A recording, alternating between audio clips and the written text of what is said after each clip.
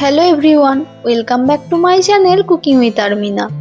আজ আমি নিয়ে এসেছি আমাদের সবার ফেভারিট একটা স্ট্রিট ফুডের রেসিপি, টক ঝাল মিষ্টি পারফেক্ট কম্বিনেশনের ঝালমুড়ির রেসিপি। চলুন তাহলে দেরি না করে শুরু করা যাক আমার আজকের রেসিপিটি।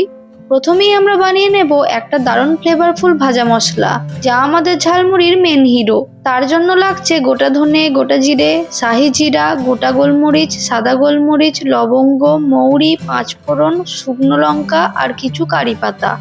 কারি পাতাটা আমি শুকিয়ে নিয়েছি ভালো করে।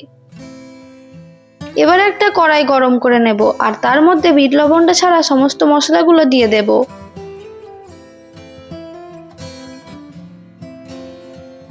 এবার মিডিয়াম ফ্লেমে আস্তে আস্তে ড্রাই রোস্ট করে নেব।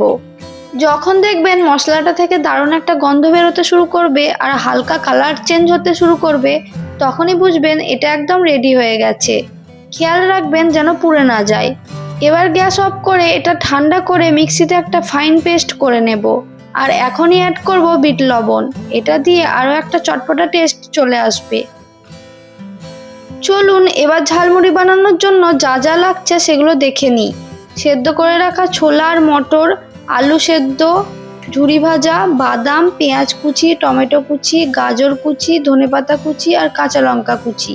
আর সাথে থাকছে জিরের গুঁড়ো, আমাদের বানিয়ে রাখা ভাজা মশলা, বিট লবণ, সরিষার তেল, আচার, টমেটো সস আর তেঁতুলের পাল। আর ক্রাঞ্চের জন্য আছে নিমকি, কাটি ভাজা আর সবুজ মটর। সবকিছু একদম রেডি।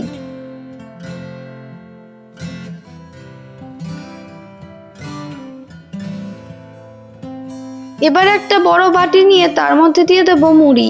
তারপর এক এক করে দিয়ে দেব সেদ্ধ করে রাখা ছোলা মটর, আলু, বাদাম, পেঁয়াজ, টমেটো আর গাজর।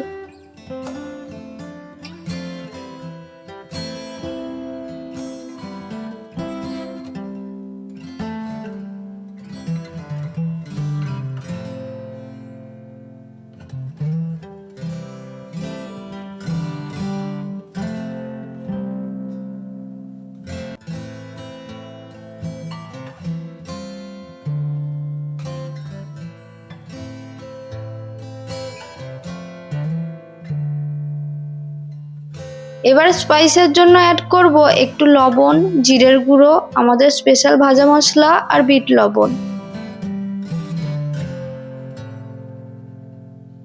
শেষে দিয়ে দেব নিমকি, কাটি ভাজা আর একটু ঝুরি ভাজা এক্সট্রা ক্রাঞ্চের জন্য। আর ওপরে দিয়ে দেব ফ্রেশ ধনেপাতা আর কাঁচা লঙ্কা কুচি। তারপর দিয়ে দেব 1 চামচ মতো তেঁতুলের পাল্প, একটু আচার, একটু টমেটো সস। আর ঝালমুড়ির আসল ফ্লেভার আনার জন্য মাস্ট, আর সেটা হলো সরিষার তেল। এবার সবকিছু একসাথে ভালো করে মিক্স করে নেব, যেন প্রত্যেকটা মুড়িতে সব ফ্লেভার সুন্দরভাবে ঢুকে যায়।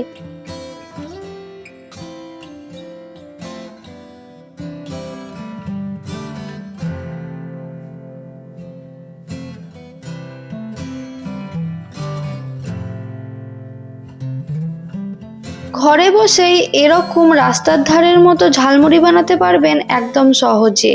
ভিডিওটা ভালো লাগলে লাইক, শেয়ার আর সাবস্ক্রাইব করতে ভুলবেন না কিন্তু। আর কমেন্টে জানাবেন আপনারা আর কি কি রেসিপি দেখতে চান।